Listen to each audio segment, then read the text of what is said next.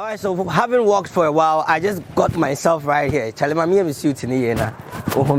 All right, so I just got myself standing in front of this amazing building, and you can see it has been inscribed with Prayer City Arena International, raising prayer warriors and champions. That should tell you that is the vision of the church, and I believe that over here we're going to have an amazing time. This is actually the maiden edition of the Letai show, and remember, my name is Tony Owura, the showbiz apostle. So I'm going to go in right there with you, and we're going to talk with the general overseer of this ministry. Remember, you have to subscribe and keep watching to my other episodes on YouTube. And I know that by the end of this interview or this discussion, of course I love to call it a discussion, we are going to tie, and when we are done tying, your life will never be the same. All right, so come on, let's go inside.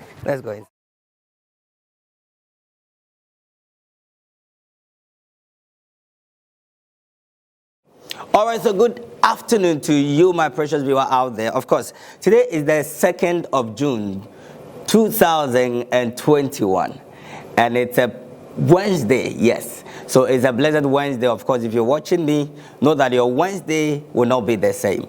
All right, so this is actually the very maiden episode right here on the Letai show. The highly anticipated show that people have been asking me a lot of questions about. And today, myself, yours truly, the showbiz apostle, Tony Owura, I am seated with one amazing icon that you would want to know, and we will be doing a lot on this show.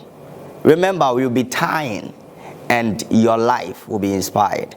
So right about now, I just want to fulfill a promise that I had made last week. Those of you who were able to watch my video on YouTube, if you were not able to watch, please go back and watch. Just log on, get to Tony Owura, and then the video will be there. I promised explaining what the Letai show truly means. All right, so the Letai show, like I said, is a show that is actually up to talk to people or tie with people who have stories that will motivate people out there in the Christendom. And that is to say that we want believers to know that being a Christian is not a limitation to you excelling in your world. So now, let's get to what the Letai actually means, that word, Letai. So Letai, people have been asking me, some say it's Chinese, some say it's Latin, some say it's Hebrew, some say it's Greek, whichever word it is. Well, it's just an English acronym of the statements or the phrase, let's talk about it. So I took the LE from the let's, and the talk is the the T, and the about is the A, and it is the I. So joining them together, we came up with the Letai show. This is amazing. Of course, that's what I always do. With the help of the Holy Spirit, I bring you something that will amaze you. He's a wonderful God. All right, so I'm going to take a quick turn. When I'm back, we will introduce our guest in the studio. We will tie, and your life will be inspired. Remember, over here, we say to inspire you. It's the Letai show. I'll be right back.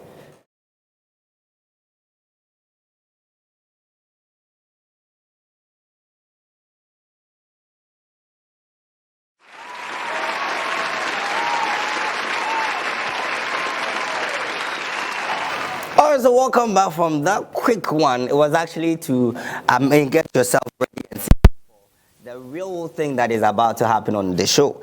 And like I said, I have an icon in the house. And before I continue, you know, sometimes there could be misconceptions. And as a host, I try to do my best to clear every misconceptions in the hearts and minds of people. Today I'm talking to somebody who is a very important figure in my life at this season. And then before I do the introduction, I also want to set the record straight. I mean, we all know that Christianity, or being a Christian, it's actually not a one-day thing. So you go through different phases of life, or even your Christian journey. And sometimes the people that God will use to let you have that encounter with Christ may not necessarily be the same person who sees you through to the end of the journey.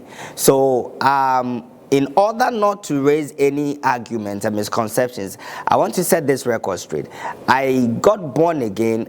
I was in church, but I became born again on St. Augustine's college campus back in Cape Coast. It was a man of God called Pastor Ken. He used to come from UCC. He got me having that experience with God or encounter with God. Though in church, that day I encountered Christ and I gave my life to Christ. I remember very well, 5th October 2008, back in St. Augustine's. From there, I had to go through phases of my Christian journey.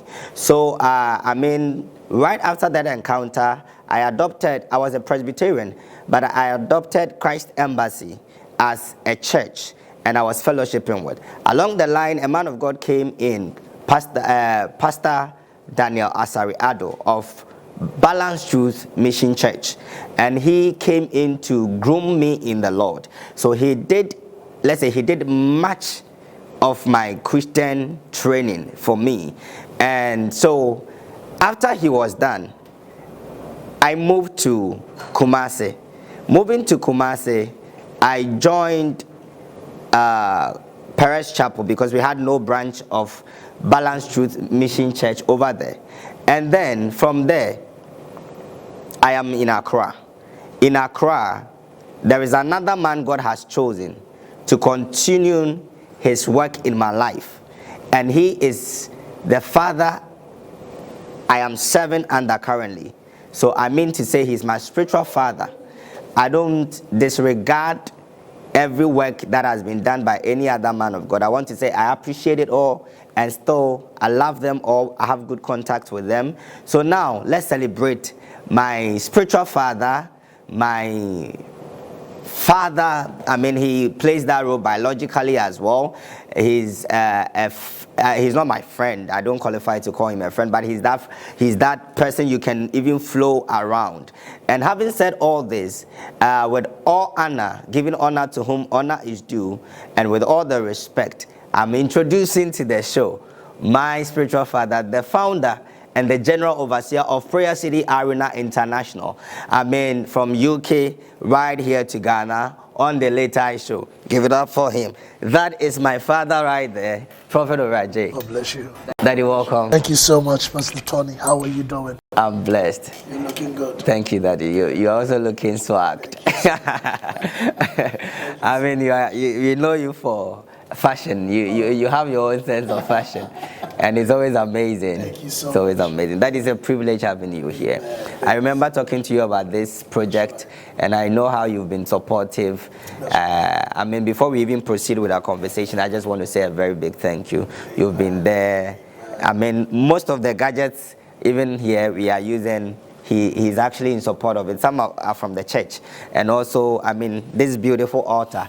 I chose this altar because I know there is something on this altar. And I strategically wanted you to open up this show for me. So that is why we are here, Daddy. It's a privilege to have you here. All right, so people, you've seen it all. A very passionate man of God. A wonderful man of God. He's actually a fashionista. In a positive sense. And then he's passionate about the youth as well. When I told him about this show, I remember something he told me. He said that, you see, the ministry is a big field, and God will not always be stagnant. He may choose other avenues to preach the gospel to people. So he said, I believe this could be one of the strategies God is using to reach out to people there and save many souls out there. And he said, so let's go for it. And I remember that very well. So we went for it, and God is moving with us. Amen. Daddy, thank you so much for the word. All right, so let me leave Daddy to also tell us who he is. Daddy, can you please tell us who you are in a brief? Thank you so much. So my name, as he rightly said, my name is Prophet Owura, and the General Overseer for Prayer City Arena International. And that is who I am. Wow, that brings to mind that a song by Snatch. I know who I am. So that is who he is. He said it right there. All right, so I mean, having introduced my father in the Lord, my spiritual father as it stands, is the covering over my life, my ministry, my family as it stands now. We would not take much time. Daddy, I know you are a multifaceted human being. I know you to be a pastor. You are also blessed prophetically, and you are a musician, which probably you had focused so much on a time ago before ministry, like full-time ministry, and you're also a businessman. Okay, so that is what I know about you, but we want to know, I mean, what exactly are you about? Are you a businessman? Are you a minister? Because now we want to know. Right. I mean, like you rightly said, you know, I started as a musician. Okay.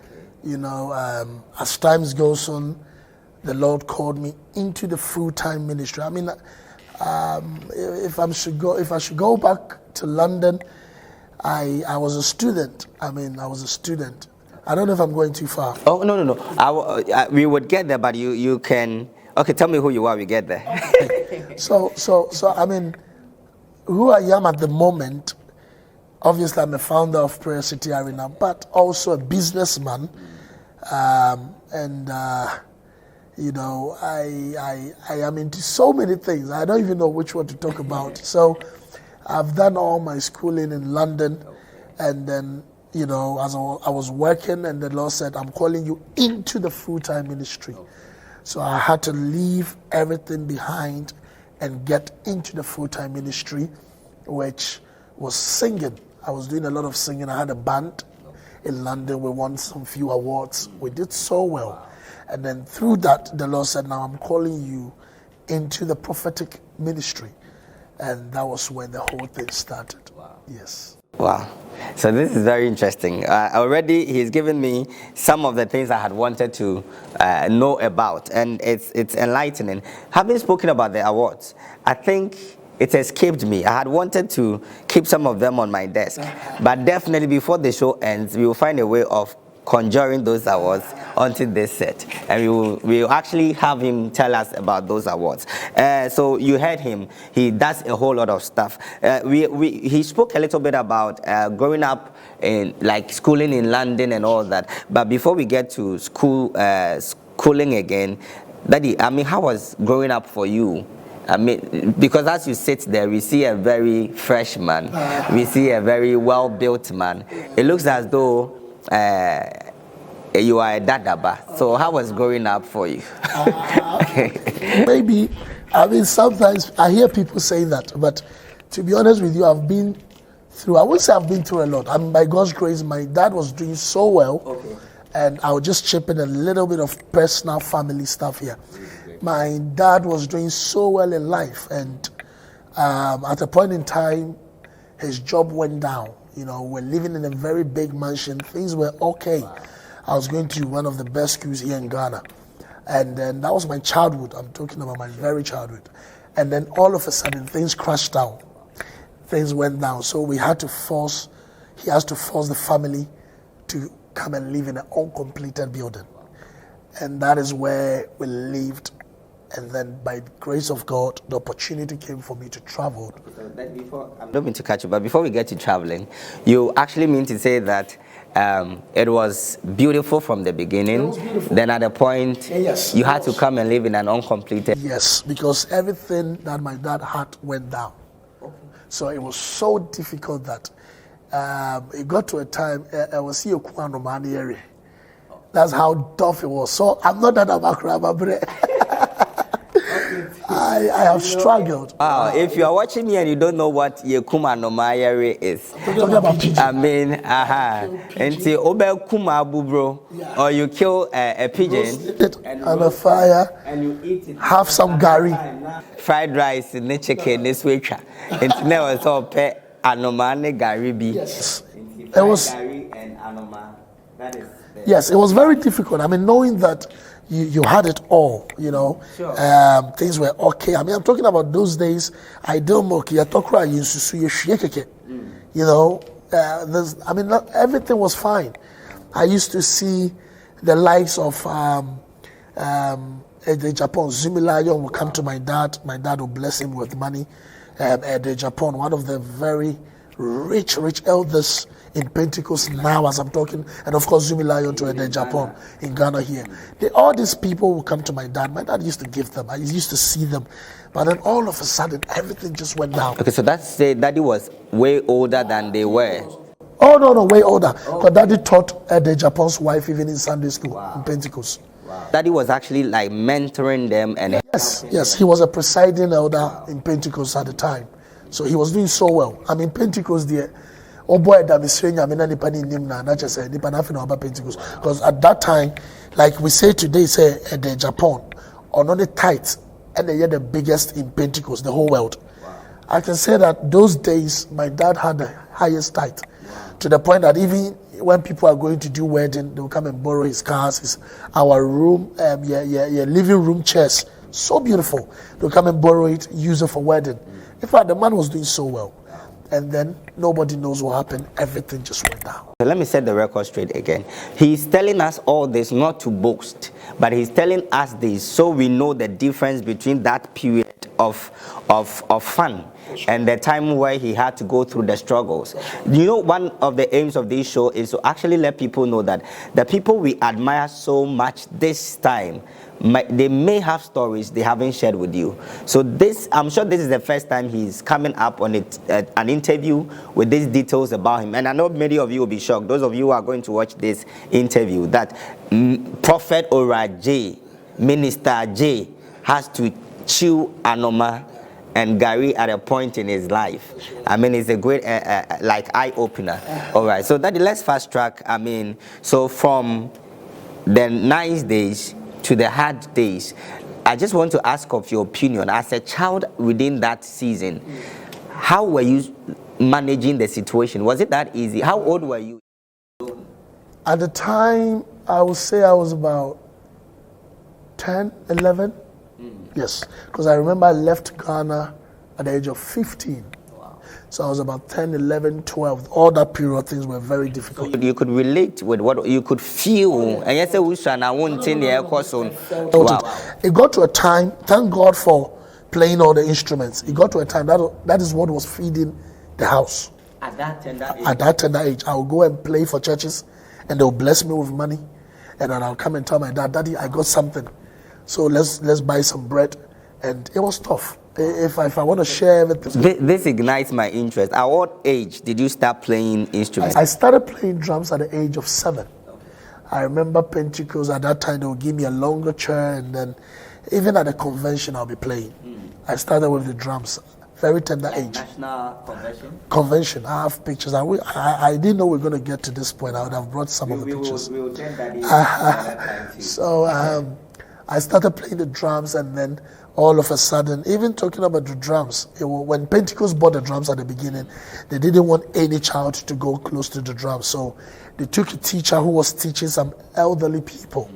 But I would go and stand there, watch them, and then I pick one or two. When they finish, I jump on the drums and I'll do my own rehearsals. Then all of a sudden, the whole thing come. And then they were like, oh, okay, he can play. Then as time goes on, I picked up with the bass guitar, and then with the keyboard.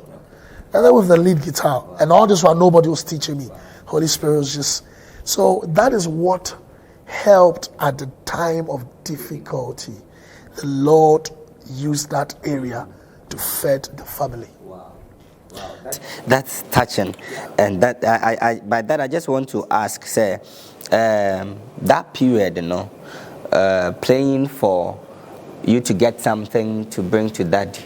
The days where things didn't go very well. Those are the days I will make sure that at least when you me share the money na was wa na makoto kakra stretching myself and me move. So we stretching myself na machi omo. This is a live tutorial. The only man we are giving you Anoma tutorials. Alright, so remember this is the Letai show. Of course, on this show, everything is real. We don't hide stories. We just tell the stories as they are because we want you to be inspired, irrespective of what you are going through. Whatever the situation, you can make it.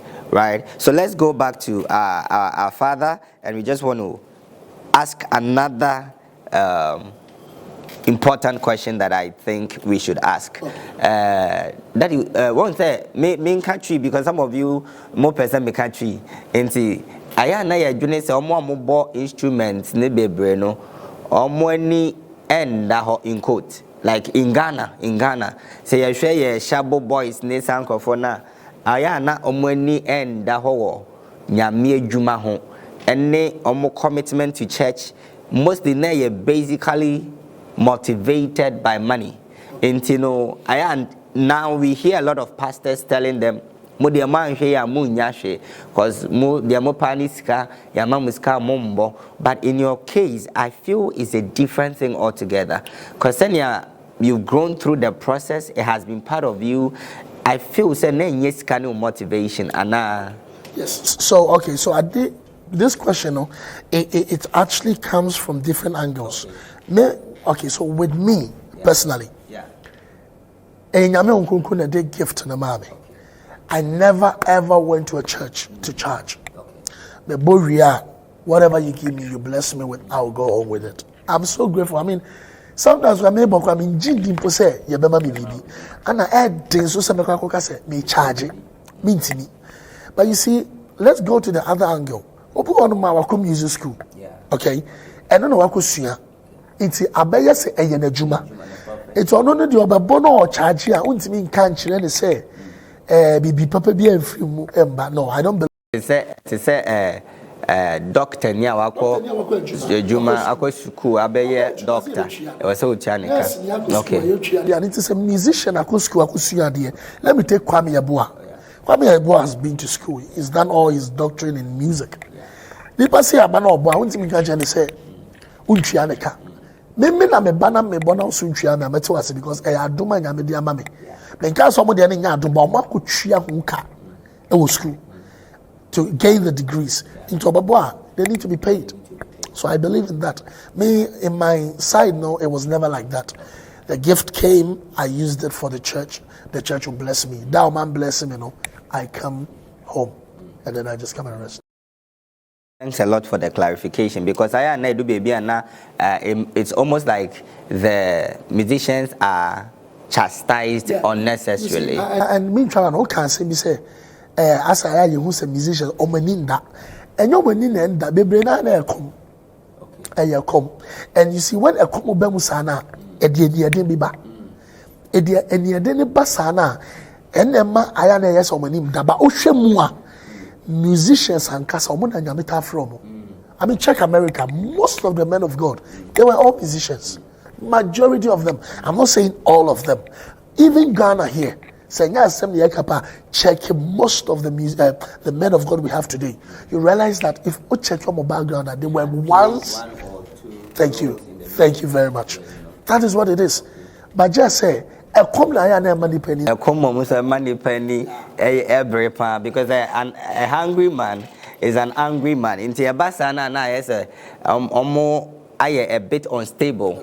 Into that is to say we should make them comfortable when it's necessary. No mun to me okay, so that's what Prophet is saying about musicians and the misconceptions that is been channeled over the years about them. Into no meje di say ye nyina ye hwe no as a okay, so ye besua bibi every day okan ye nemo. But before we move to the next area, I just want him to also encourage the musicians, because ebi mu won so that no matter what you do to them, that attitude of instability and non-seriousness kakra wo mo ho. And I believe that as a father and as a general overseer, you could also sound some advice too. Okay, thank you. And no, I think it all boils down to the men of God, how they treat the musicians. The problem of today, and I normally speak to a lot of musicians, the problem of today, I'm sorry to say in quote, is the men of God. Some of them don't treat the musicians well at all. Or let me say, even the workers in the church. So you know that there's somebody playing your keyboard who is not working. The person doesn't work. So what do you have to do as a man of God? Make sure that you provide for them, you help them. And this particular person is full-time in your church. So you have to help them. You see, but if you don't help them, that is when they don't become stable. Because all basic and every day of their life, they have to move around, try and get something for themselves. For all you know, or no feeding the family. Like my case. Yes. I'm telling you, there's some days I went out there to play for some churches. Man jam me with anything. All they said was God bless you. And sometimes they do on my say, man but they'll tell you God bless you. So and sometimes when I come and if I tell my dad, my couple of church be say, man yes. And it was very difficult. I will plead to any man of God that is watching this. I will plead to them, please, let's use this platform to learn something. Let's treat our musician well. Can I tell you something? I don't know if I can speak about the musicians in London. My musicians in London, till today, apart from Sikaya Demomu every month, me personally, when they come to office, I still bless them. Anytime I be plan sorry on Beba, and that is different from what they are getting every month. I know that in China, I make sure they get allowance. So you see, when you treat your musicians like this, they have nowhere to go. They have nowhere to go. And I will use this platform to encourage all the men of God to please take care of them. When you take care of musicians well, they are the best people you can ever have around you. Wow. All right. So thank you so much, Daddy.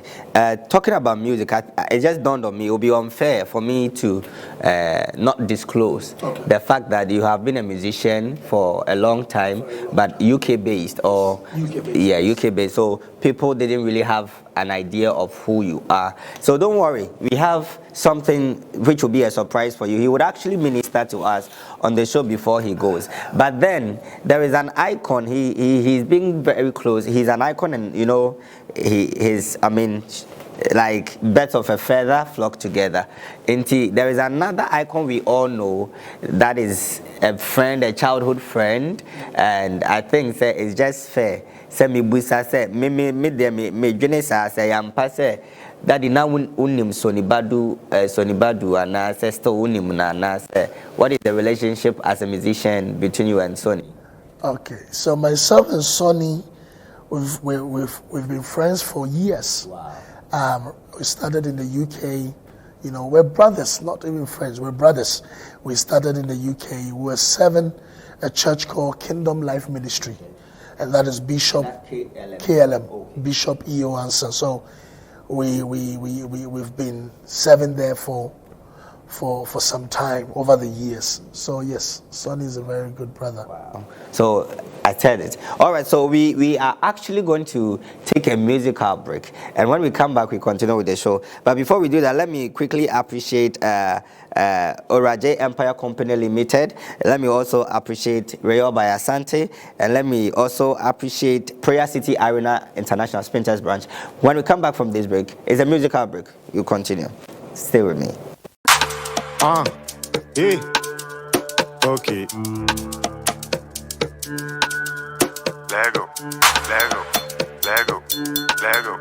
okay. Lego. Who say God no day? Who say God no day? Who say God no go fit make a way?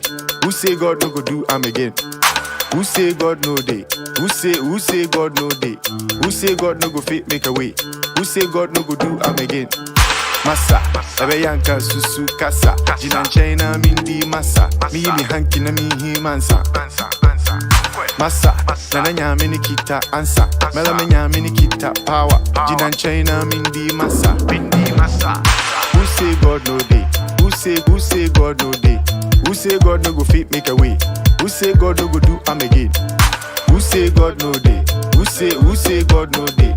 Who say God no go fit make a way? Who say God no go do am again? No go do am again. He go do am again. Who say God no go fit make it rain? Who say God no go take all the pain? Who say God no go fit make it change? He go they do make it bust your brain. We go they cruise where you just complain. When our enemies go they do skin pain. But we be cool where we just maintain. Massa, ebe yanka susu kasa. Jinan China mindi massa. Mi ni hanki na mi himansa. Massa, nana nyamini kita ansa. Mela me nyamini kita power. Jinan China mindi massa. Who say God no day? Who say God no day? Who say God no go fit make a way? Who say God no go do am again? Who say God no day? Who say God no day? Who say God no go fit make a way? Who say God no go do am again? Who say God no day? Who say God no day? Who say God no go fit make a way? Who say God no go do am again? Who say God no day? Who say God no day? Who say God no go fit make a way? Who say God no go do am again? Yes, sir. Okay, Lego.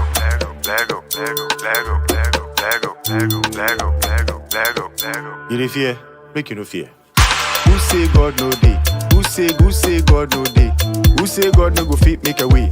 Who say God no go do am again? Who say God no day? Who say God no day? Who say God no go fit make a way? Who say God no go do am again? All things work together for good. To them that love the Lord and are called according to his purpose. Can't shake. When our enemies go, they do skin pain. But we be cool when we just maintain. When our enemies go, they do skin pain. But we be cool when we just maintain. Sam Snake.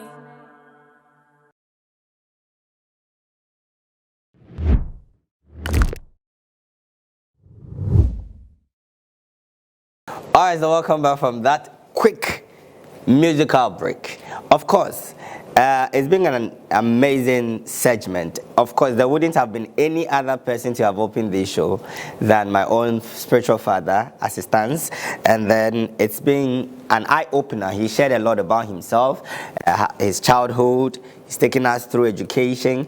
I believe he was in Datu. So when he says that he has been to one of the best schools before the crisis came, where he had to go and catch birds or hunt for birds and roast them alongside gari, and chop, then we know that it's true, because you can't be in Datus and be something else. You understand?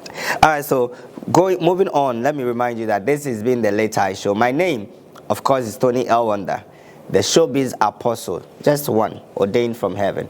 And then we are going back to our father, and we are going to ask him some more questions, and quickly we are going to be out of here. But thank you for watching. Remember, you have to go to YouTube and subscribe to my channel, and then share, comment, and like. I don't know whichever one, but it's in no particular order. But just make sure you have watched, you have liked, you have commented, and you have shared. This is the Letai show. We say it to inspire. All right, so Daddy, welcome back. Thank you. Okay, so quickly we just want to. Okay, so whilst we're away, I know some of you are very inquisitive. And that's on the lighter side. So you being inquisitive, you've measured the volume of the drink, and you know that now it's not the same. You are talking. So let me clear your doubt. We drank some. Okay, and this is actually Owura peeled sugarcane juice, which is a product of Owura Empire Company Limited, and that's the CEO right there. And see, we couldn't have been here with that juicing our throats, so we've done it. But then before we go, why is the camera guy? Why are you guys looking at me? More juice, Debiano. All right, don't worry. When we are there, I'll give you juice. Okay, so Daddy, this was very refreshing. I mean, I was just about talking about business, but let's start on the note of this sugarcane right here. How did the concept come about, and what is the motivation? I know you are into transport, yes. That one I can say, and I know you are into this with other stuff, which, I mean, that one I leave to you. Right. The sugarcane. The sugarcane, okay, so I was in Dubai, that was about 3 years ago. I was on my way to Australia. And when I got to Dubai, I saw this group of people crowded, and I said, what is going on here? Okay. And then I got close, and I saw that this guy was putting sugarcane in a machine.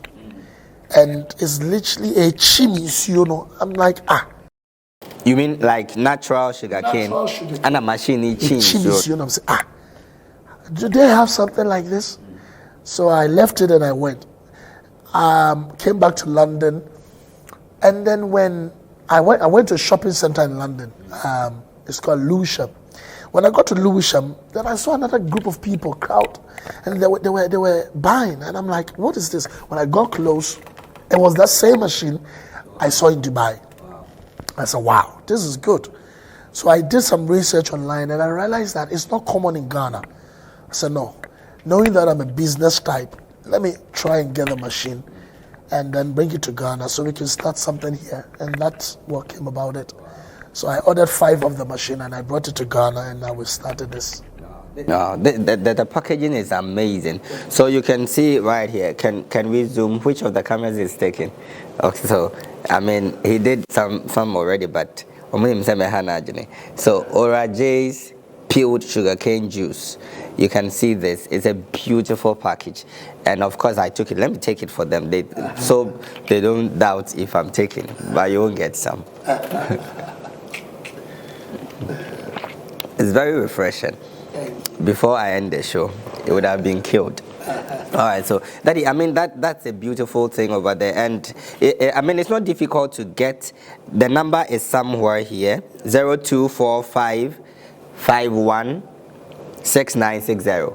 When you need some, you can just call them, and it will be on the screens too. So if you didn't hear me very well, don't worry. The screen have it. You can see it right there, and then you can contact them. They do deliveries as well, and you can use it for your occasions as weddings, conferences, seminars. If you have naming ceremonies, you can. They come with the machine itself, and they squeeze it right there on there for you to actually see that. This has no additives, right? No, nothing. No sugar, no water. So the natural sugar cane. Then you just go for this bottle, and then I mean, it's a beautiful package. Let's go in for that.